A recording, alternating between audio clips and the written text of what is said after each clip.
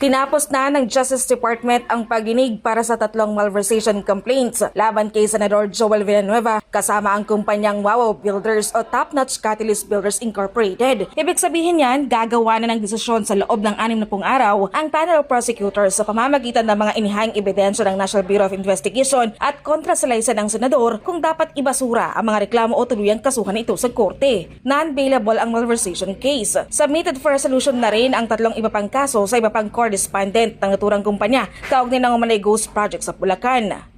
Which will be released pretty soon. As to what date exactly, we just encourage the public to wait in the meantime, but we can guarantee that this has been submitted for resolution.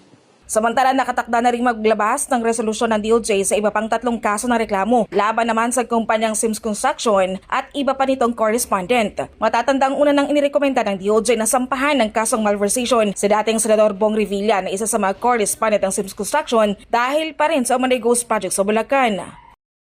2 have been referred to the Ombudsman, one of which was filed with the Sandigan Bayan, and this is the malversation case involving Bong Revilla. The other 3, 2 have been resolved for release. So these 2 cases have been resolved and will be released very soon. 1 of the 3 will be released next week. So that's what we can.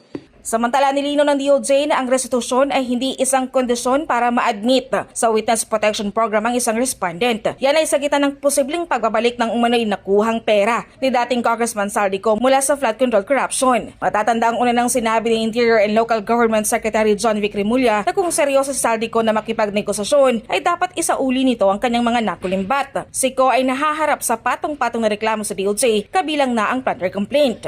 Siguro kung limbawang ikaw ay talagang merong intention, no?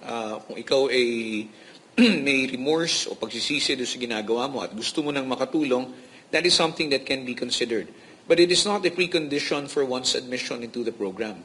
First, we have to first evaluate kung ano man yung sasabihin niya, kung ito'y makakatulong ba dun sa kaso. Samantala, tansya naman ng DOJ na posibleng sa linggong ito mareresolba ang inihaing motion for reconsideration o MR ni Carly Diskaya kaugnay ng reklamong tax evasion. Naihain ito ang kanyang apela sa loob ng 15-day period ng paghain ng MR matapos lumabas ang resolusyon ng DOJ sa reklamo noong nagkaraang 3 linggo. Dahil sa MR nito, inantala muna ng DOJ ang pag-aakyat ng kaso nito sa Court of Tax Appeals habang tuluyan na bang kinasuhan ng kanyang asawa na si Sara Diskaya. Ang BIR inatasan na ng DOJ na magkomento hinggil sa apela ni Carly Diskaya.